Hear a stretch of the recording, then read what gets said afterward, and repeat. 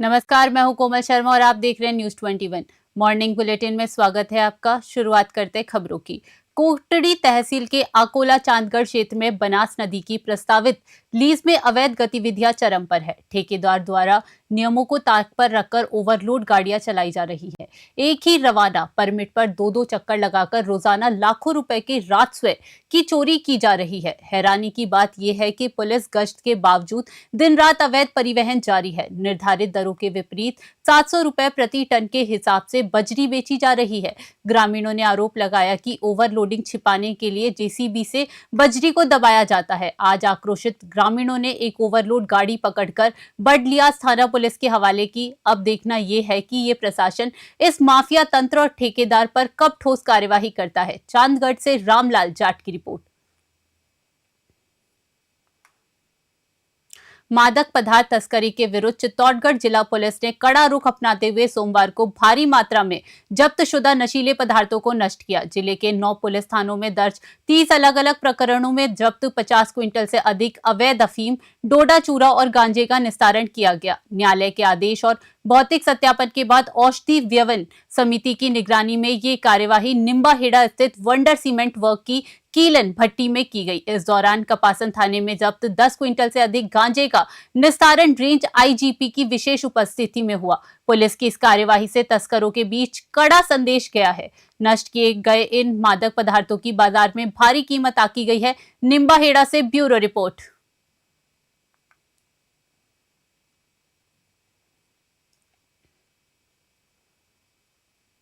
अलवर जिले के राजगढ़ में केंद्रीय विद्यालय खोलने की मांग को लेकर शुरू हुआ जन आंदोलन अब निर्णायक मोड़ पर पहुंच गया है। आंदोलन के छठे दिन भी संपूर्ण राजगढ़ बाजार पूरी तरह बंद रहा। व्यापारियों और आमजन के कड़े रुख से प्रशासन की चिंताएं बढ़ गई है। आवाज मंच के संयोजक मुकेश जैमन पिछले 3 दिनों से आमरण अनशन पर हैं। उनके समर्थन में प्रतिदिन नए लोग क्रमिक अनशन पर बैठ रहे हैं। सोमवार को टेला बाईपास व्यापार संघ के व्यापारियों ने भी धरना स्थल पहुंचकर अपना पूर्ण समर्थन घोषित किया। व्यापार संघ के प्रतिनिधि बंटी शर्मा ने स्पष्ट किया कि जब तक विद्यालय राजगढ़ में खोलने का निर्णय नहीं होता तब तक अनिश्चितकालीन व्यापार बंद रखा जाएगा। आंदोलन की गंभीरता को देखते हुए प्रशासन अलर्ट मोड पर है। आज मेडिकल टीम ने धरना स्थल पर पहुंचकर मुकेश जैमन व अन्य अनशनकारियों के स्वास्थ्य की जांच की।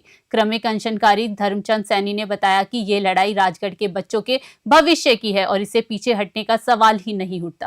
क्षेत्र के चप्पे चप्पे पर पुलिस बल तैनात है, लेकिन आमजन का शांतिपूर्ण विरोध लगातार और अधिक संगठित होता जा रहा है। राजगढ़ से अखिलेश वशिष्ठ की ग्राउंड रिपोर्ट।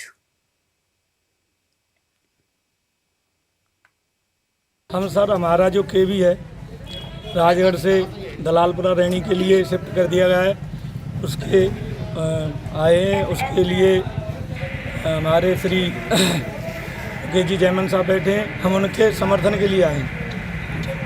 आप किस उससे आए हैं कि कौन सी यूनियन है, क्या हमारी है? सर कोई यूनियन नहीं है। हमारा व्यापार संघ है, पहला बाईपास चौराहा, मिस्त्री यूनियन, व्यापार यूनियन, ये सारे यूनियन के आदमी हैं। सारे ही व्यापारी भाई हैं और ये सारे मुकेश जी को सपोर्ट करने के लिए सामने आए। टेला बाईपास कब तक इनका समर्थन करेंगे? जब तक यह खत्म नहीं, जब तक केबीएस नहीं आएगा हम तब तक संघर्ष करेंगे, इनका समर्थन करेंगे, इनके साथ खड़े रहेंगे। आपका नाम? बंटी शर्मा, टेला बाईपास चौराहा, राजगढ़। हमारा जो केवी है। खबर है राजगढ़ से, जहां राधा गोविंद मंदिर परिसर में बंटवारा परिवार द्वारा आयोजित श्रीमद् भागवत कथा के चौथे दिन श्रद्धा और भक्ति का अद्भुत संगम देखने को मिला।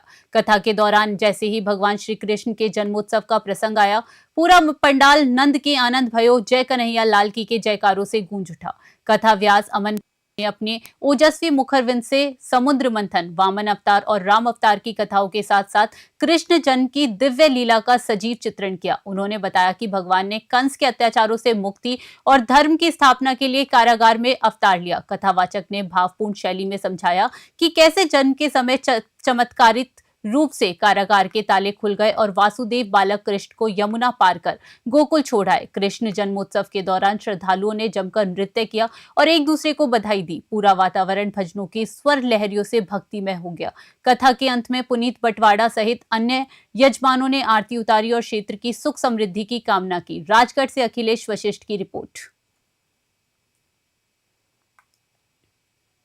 राजस्थान में भाजपा का ग्राफ लगातार बढ़ता जा रहा है। सोमवार को जयपुर स्थित भाजपा प्रदेश कार्यालय में धौलपुर जिले के युवाओं और छात्र नेताओं ने बड़ी संख्या में पार्टी की सदस्यता ग्रहण की। एनएसयूआई के पूर्व छात्र अध्यक्ष बीके कुशवाहा के नेतृत्व में उनकी पूरी टीम ने कांग्रेस का साथ छोड़कर भाजपा का दामन थाम लिया। नवनियुक्त प्रदेश महामंत्री भूपेंद्र सैनी, प्रदेश मंत्री नारायण मीणा और प्रदेश मंत्री अपूर्वा सिंह की मौजूदगी में सभी कार्यकर्ताओं को भाजपा की सदस्यता दिलाई गई। इस अवसर पर बीके कुशवाहा के साथ नीम बसई सरपंच रवि डोयला, सरपंच दीपचंद्र, राम नरेश, रामू कुशवाहा, नीरज कुमार सहित दर्जनों समर्थकों ने प्रधानमंत्री नरेंद्र मोदी की नीतियों में विश्वास व्यक्त किया। प्रदेश महामंत्री ने नए सदस्यों का स्वागत करते हुए कहा कि युवाओं के जुड़ने से संगठन को धौलपुर और आसपास के क्षेत्रों में अभूतपूर्व मजबूती मिलेगी। धौलपुर से संजय कसाना की रिपोर्ट। खबर है जालोर जिले के मांडवाला कस्बे से, जहां खेल और उत्साह का 3 दिवसीय महाकुंभ मांडवाला प्रीमियर लीग एमपीएल सोमवार को भव्य समापन के साथ संपन्न हुआ। एसबीजी जैन कॉलेज के तत्वाधान में आयोजित इस टूर्नामेंट के फाइनल मुकाबले में मोडवाला मोटियार ने शानदार खेल दिखाते हुए भंडारी ब्लास्टर्स को पटखनी देकर विजेता की ट्रॉफी पर कब्जा जमाया। 27 दिसंबर से शुरू हुए इस क्रिकेट उत्सव में कुल 12 प्रतिष्ठित टीमों ने हिस्सा लिया। नॉकआउट मुकाबले के बाद सेमीफाइनल की जंग जीतकर मोडवाला मोटियार और भंडारी ब्लास्टर्स ने फाइनल में जगह बनाई थी। फाइनल मैच में मोडवाला मोटियार के खिलाड़ियों ने मैदान के चारों ओर चौको छक्कों की बरसात दर्शकों का दिल जीत लिया। समापन समारोह में एसबीजी जैन कॉलेज के संचालक जयंतीलाल चौधरी और जैन युवा मंडल के अध्यक्ष अशोक पाल रेचा ने विजेताओं को सम्मानित किया। टूर्नामेंट का आयोजन एसबीजी जैन कॉलेज और तलाजी राजकीय उच्च माध्यमिक विद्यालय के मैदानों पर किया गया। जैन युवा मंडल के स्नेह मिलन समारोह के तहत आयोजित इस लीग ने मांडवाला और आसपास के ग्रामीणों को रोमांच से भर दिया। कार्यक्रम के अंत में सभी टीम मालिकों को स्मृति चिन्ह देकर सम्मानित किया गया। जालोर से ब्यूरो रिपोर्ट।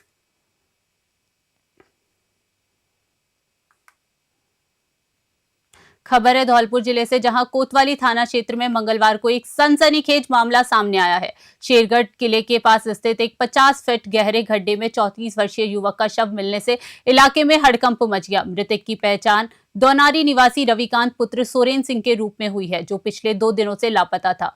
परिजनों के अनुसार रविकांत 27 दिसंबर को घर से बाजार जाने की बात कहकर निकला था, लेकिन वापस नहीं लौटा। उसका मोबाइल फोन भी लगातार बंद आ रहा था। चचेरे भाई संजय कुमार ने इस संबंध में सेपऊ थाने में गुमशुदगी दर्ज कराई थी। सूचना मिलते ही कोतवाली पुलिस मौके पर पहुंची और शव को गड्ढे से बाहर निकालने की प्रक्रिया शुरू की। पुलिस अधिकारियों का कहना है कि घटनास्थल पर मिले साक्ष्यों और शव की स्थिति को देखते हुए प्रथम दृष्टया यह हत्या का मामला लग रहा है। पुलिस मामले की हर एंगल से जांच कर रही है और शव का पोस्टमार्टम मेडिकल बोर्ड से कराया जाएगा। धौलपुर से संजय कसाना की रिपोर्ट। जो 26 तारीख को शाम को 8 बजे ये वहाँ बेंगलोर से आया था। शाम को 8 बजे पहुँचा 26 तारीख को घर पर, और ये थोड़ी हल्की सी दारू भी पिया था। और इसके साथ में सेपऊ का जो शाहरुख खान नाम का लड़का था कोई, और वह नाइट में घर पे रुका भी है, रवि के घर पे। सुबह यहाँ से ये निकल आया है 7 बजे, और इसके बाद में 10 बजे रवि घर से निकला है, और उसके बाद में कोई पता नहीं चला है। फिर आज कैसे पता चला यहाँ? आज फिर पता ऐसे चला कि उसकी पत्नी ने हम काफ़ी 2 दिन से इधर उधर छानबीन कर रहे थे, और फ्रेंड सर्कल में सभी जगह हमने पूछताछ की, लेकिन कोई पता नहीं चला। फिर उसकी पत्नी ने कहा था कि शेरगढ़ किले में देखने के लिए चल रहे हैं। तो हमने कहा कि चलो ठीक है, देखने के लिए चल रहे हैं। तो हम यहाँ 10 बजे आ गए थे, और 10 बजे आने के बाद में हमने चारों एरिया घूमे खूब।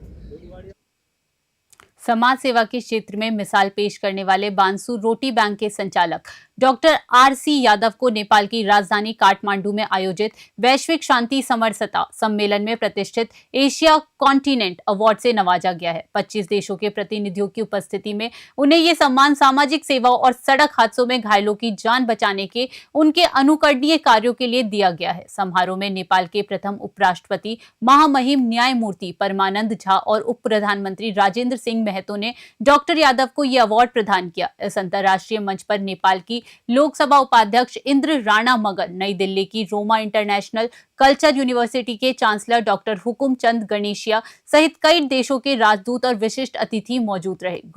गौरतलब है कि डॉक्टर आरसी यादव द्वारा संचालित रोटी बैंक पिछले 9 वर्षों से बानसूर में जरूरतमंदों को निःशुल्क भोजन उपलब्ध करा रहा है। साथ ही पिछले 4 वर्षों से उनके द्वारा चलाई जा रही निःशुल्क एम्बुलेंस सेवा ने सड़क दुर्घटनाओं में सैकड़ों घायलों को समय पर अस्पताल पहुंचाकर उनकी जान बचाई है। इस अंतर्राष्ट्रीय सम्मान की खबर मिलते ही बानसूर क्षेत्र में खुशी की लहर दौड़ गई।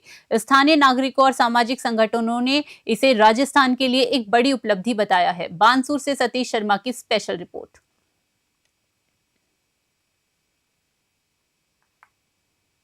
राजकीय स्नातकोत्तर महाविद्यालय बस्सी की राष्ट्रीय सेवा योजना एनएसएस इकाई द्वारा आयोजित 7 दिवसीय विशेष शिविर के छठे दिन सेवा और समर्पण का अनूठा उदाहरण देखने को मिला।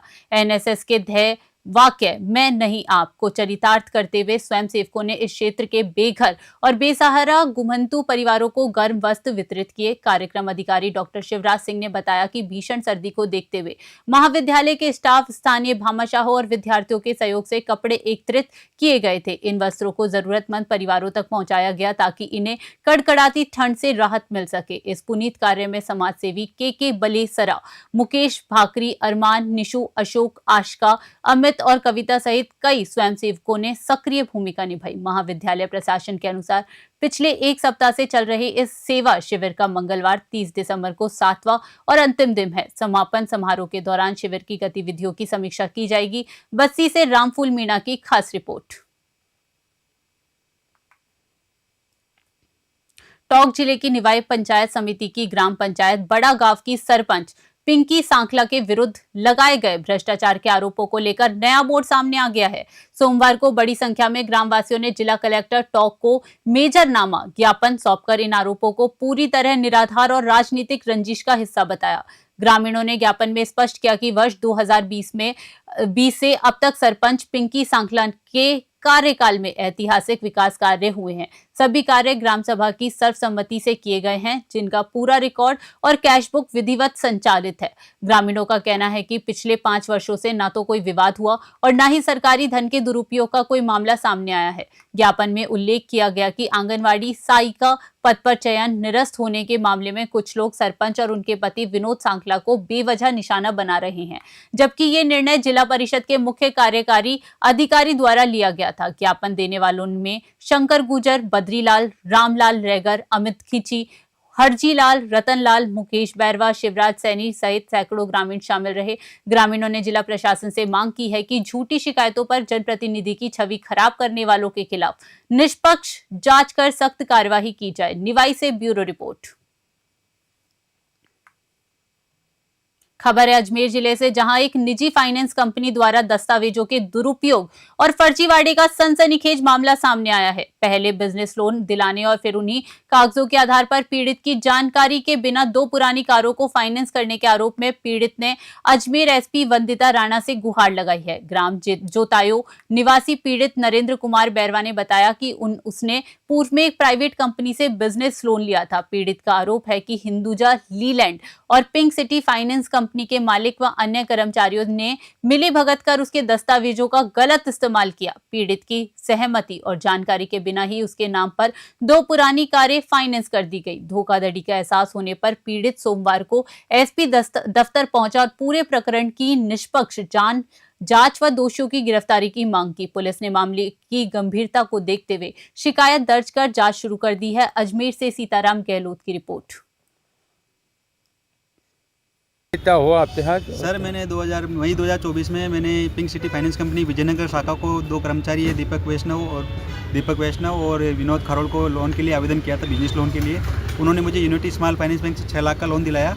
उसके बावजूद उन्होंने मेरे सिक्योरिटी के लिए 1,20,000 की एफडी करी। उसके बाद सर उन्होंने मेरे डॉक्यूमेंट को तोड़ मरोड़ के पेश करके गलत उपयोग करके मेरे नाम से एक हिंदुजा लीलैंड फाइनेंस कंपनी से मेरे स्वयं के नाम स्विफ्ट डिजायर RJ 18 CB और 2186 गाड़ी नंबर है, उन्होंने मेरे नाम से गाड़ी उठा ली, जिसमें गाड़ी मालिक और है, जिसे मुझे मालिक बनाया गया और लोन मेरे नाम पे ले लिया, जबकि मैंने आज तक कभी किसी प्रकार के कोई वाहन के लिए आवेदन किया, ना ही कोई लोन लिया। उसके बाद सर इन्होंने फिर उस किस्ती बाउंस करा करके किस्तें भर के फिर 2025 में उन्होंने एक और मेरे डॉक्यूमेंट को किसी राम अवतार बेरवा के नाम पे मेरे गलत तरीके से डॉक्यूमेंट को उपयोग करके मेरे नाम से 4,99,000 एक और लोन उठा लिया। इसकी मैं लगातार जब मैं अगस्त 26 अगस्त को मैं सिविल चेक कर रहा था, तब मुझे सिविल में पता लगा मेरे नाम से 2 फर्जी लोन है हिंदुजा लीलैंड फाइनेंस कंपनी के नाम पे। तब मैं मेरे नज़दीकी थाने में गया, सब जगह कार्रवाई कर रहा हूँ, लेकिन अब तक कोई कार्रवाई नहीं हुई। उसके बावजूद खबर है श्रीगंगानगर शहर से, जहां पदमपुर रोड इलाके में सोमवार को उस समय भारी हंगामा खड़ा हो गया जब सड़क पर हुड़दंग कर रहे युवकों पर स्थानीय लोगों का गुस्सा फूट पड़ा। बुलेट और अन्य बाइकों से पटाखे बजाते हुए तेज रफ्तार से में उत्पात मचा रहे युवकों को रोकना भारी पड़ा, जिसके बाद भीड़ ने मौके पर मौजूद आधा दर्जन से अधिक बाइकों को बुरी तरह क्षतिग्रस्त कर दिया। प्रत्यक्षदर्शियों के अनुसार मोटरसाइकिलों पर सवार कुछ युवक सरेआम लापरवाही से वाहन दौड़ा रहे थे और साइलेंसर से पटाखों जैसी आवाजें निकाल रहे थे। अचानक हुए इन तेज धमाकों से राहगीरों और दुकानदारों में दहशत फैल गई। बार बार मना करने के बावजूद जब युवक नहीं माने तो स्थानीय लोगों के सब्र का बांध टूट गया। भीड़ का उग्र रूप देखकर हुड़दंगी युवक अपनी मोटरसाइकिलें मौके पर ही छोड़कर रफू चक्कर हो गए। सूचना मिलते ही पुरानी आबादी थाना पुलिस बल दल के साथ मौके पर पहुंची और स्थिति को नियंत्रित किया। पुलिस ने क्षतिग्रस्त बाइकों को जब्त कर लिया है और इलाके में तनाव को देखते हुए जाब्ता तैनात किया गया है। पुलिस अब आसपास के प्रतिष्ठानों में लगे सीसीटीवी कैमरों की फुटेज खंगाल रही है ताकि फरार युवकों की पहचान की जा सके। स्थानीय निवासियों का कहना है कि इस रोड पर आए दिन स्टंटबाजी और शोर शराबे से आमजन का निकलना दुर्भर हो गया है। लोगों ने प्रशासन से मांग की है कि ऐसे शरारती तत्वों के खिलाफ जीरो टॉलरेंस की नीति अपनाई जाए। पदमपुर से ब्यूरो रिपोर्ट।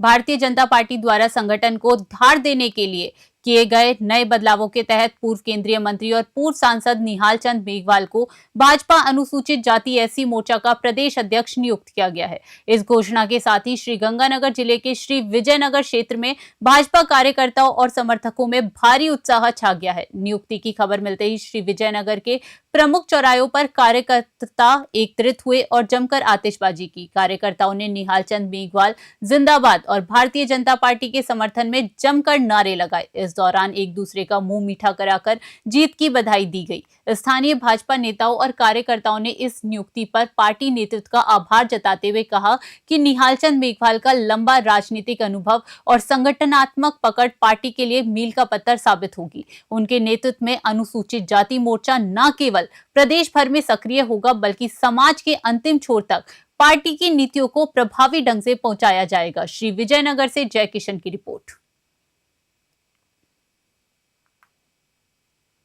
हारे के सहारे बाबा श्याम की नगरी में 5 दिवसीय नववर्ष मेले का भव्य आगाज हो गया है। 2 जनवरी तक चलने वाले इस मेले में नववर्ष और एकादशी के संयोग के चलते करीब 30 लाख श्रद्धालुओं के पहुंचने का अनुमान है। भारी भीड़ को देखते हुए प्रशासन, पुलिस और श्याम मंदिर कमेटी ने सुरक्षा व दर्शन के कड़े इंतजाम किए हैं। रिंगस से आने वाले पैदल श्रद्धालु अब रिंगस रोड, मेला डाइवर्जन और लगदा तार मैदान होते हुए मंदिर पहुंचेंगे। मुख्य मेला मैदान में 75 फीट चौड़ी 14 कतारें बनाई गई हैं ताकि भक्त सुगमता से दर्शन कर सके। चारण खेत में भी जिग जैग लाइनें तैयार कर पूरे मार्ग को टीन शेड से कवर किया गया है। मेला प्रभारी किशोरी लाल और थानाधिकारी पवन चौबे ने स्पष्ट किया है कि मेले के दौरान वीआईपी दर्शन पूरी तरह बंद रहेंगे ताकि आम श्रद्धालुओं को परेशानी न हो। केवल प्रोटोकॉल वाले अति विशिष्ट अतिथियों को ही प्रशासन के माध्यम से प्रवेश मिलेगा। सुरक्षा व्यवस्था के लिए 3000 पुलिसकर्मी, होमगार्ड और आरएसी की बटालियन तैनात की गई है। श्याम मंदिर कमेटी के अध्यक्ष शक्ति सिंह चौहान और मंत्री मानवेंद्र सिंह ने बताया कि 30 दिसंबर को एकादशी पर बाबा का दरबार विशेष फूलों से सजाया जाएगा। उन्होंने भक्तों से अपील की है कि वे लपका गिरोह से सावधान रहें और दर्शन के नाम पर किसी को पैसे ना दें। खाटू श्याम जी से दुर्गा सिंह कुमावत की स्पेशल ग्राउंड रिपोर्ट। आयुर्वेद विभाग एवं राष्ट्रीय आयुष मिशन के संयुक्त तत्वाधान में महवा में आयोजित 10 दिवसीय निशुल्क आयुर्वेद अंतरंग शारसूत्र शल्य चिकित्सा शिविर का मंगलवार को डॉक्टर समय सिंह मीना, सहायक औषधि नियंत्रण, ने औचक निरीक्षण किया। इस दौरान उन्होंने शिविर की व्यवस्थाओं का जायजा लिया और भर्ती मरीजों से मिल रही सुविधाओं के बारे में जानकारी ली। शिविर में बवासीर, भंगदर और फिशर जैसे रोगों का आयुर्वेद की प्राचीन 4 सूत्र पद्धति से सफल उपचार किया जा रहा है। निरीक्षण के दौरान वरिष्ठ चिकित्सा अधिकारी डॉक्टर छुट्टन लाल मीणा, डॉक्टर राजकुमार मीणा और डॉक्टर जितेश शर्मा भी उपस्थित रहे। चिकित्सकों ने बताया कि शिविर के माध्यम से ग्रामीण क्षेत्र के मरीजों को निःशुल्क शल्य चिकित्सा और परामर्श का लाभ मिल रहा है, जिससे उनकी स्वास्थ्य समस्याओं का जड़ से समाधान हो रहा है।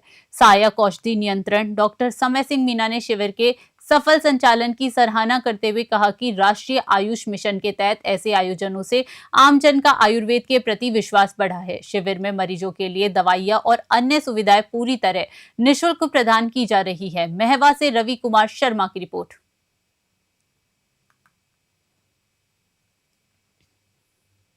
अखिल भारतीय किसान सभा की पदमपुर तहसील इकाई का सम्मेलन मंगलवार को विश्नोई मंदिर धर्मशाला में आयोजित किया गया। नक्षत्र सिंह बुट्टर, बनवारी लाल गोदारा और ओमदत्त विश्नोई की अध्यक्षता में हुए इस सम्मेलन में कृषि संकट और गगनहर में सिंचाई पानी की समस्या पर गहन मंथन किया गया। सम्मेलन में सर्वसम्मति से 11 सदस्यीय तहसील कमेटी का चुनाव किया गया। इसमें जसवीर सिंह नौ डीडी को अध्यक्ष और सुधीर विश्नोई को सचिव चुना गया। इसके अलावा जसविंद्र शेरगिल को उपाध्यक्ष, गुरतेज सिंह को संयुक्त सचिव बनाया गया।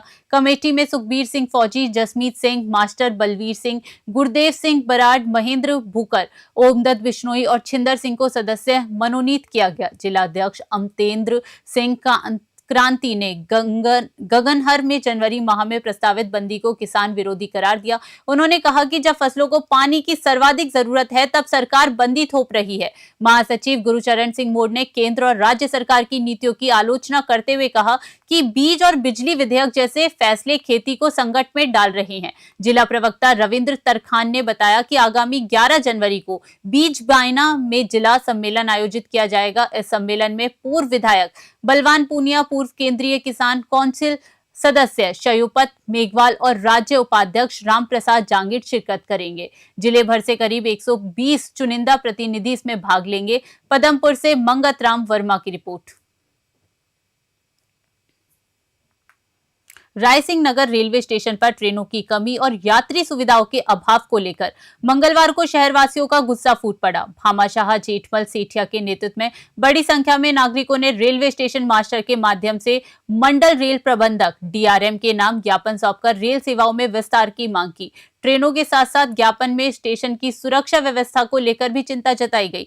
ज्ञापन में शहरवासियों ने रेलवे नेटवर्क से बेहतर जुड़ाव के लिए निम्नलिखित मांगे रखी हैं, जैसे कि श्री गंगानगर जयपुर ट्रेन को नियमित किया जाए, श्री गंगानगर सूरतगढ़ के बीच ट्रेनों के फेरे बढ़ाए जाएं, तिलक ब्रिज ट्रेन का विस्तार रायसिंह नगर होते हुए सूरतगढ़ तक किया जाए, श्री गंगानगर हरिद्वार ट्रेन को सूरतगढ़ तक बढ़ाया जाए और श्री गंगानगर जैसलमेर ट्रेन शुरू की जाए। हावड़ा बीकानेर ट्रेन का विस्तार रायसिंह नगर होते हुए श्री गंगानगर तक करने और बीकानेर अमृतसर साप्ताहिक ट्रेन को नियमित करने का आग्रह किया गया। शहरवासियों ने रायसिंह नगर रेलवे स्टेशन पर GRP की स्थायी चौकी स्थापित करने और पूरे रेलवे परिसर में CCTV कैमरे लगाने की पुरजोर मांग की है। इस दौरान जेठमल सेठिया ने कहा कि रायसिंह नगर एक महत्वपूर्ण व्यापारिक केंद्र है, लेकिन ट्रेनों की कमी के कारण आमजन और व्यापारियों को भारी परेशानी का सामना करना पड़ रहा है।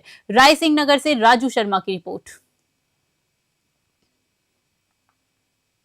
आज हमने ज्ञापन जो है श्रीमान मंडल अध्यक्ष जी को बीकानेर उत्तर पश्चिम रेलवे बीकानेर को दिया है, जिसमें हमने ये बताया है कि गंगानगर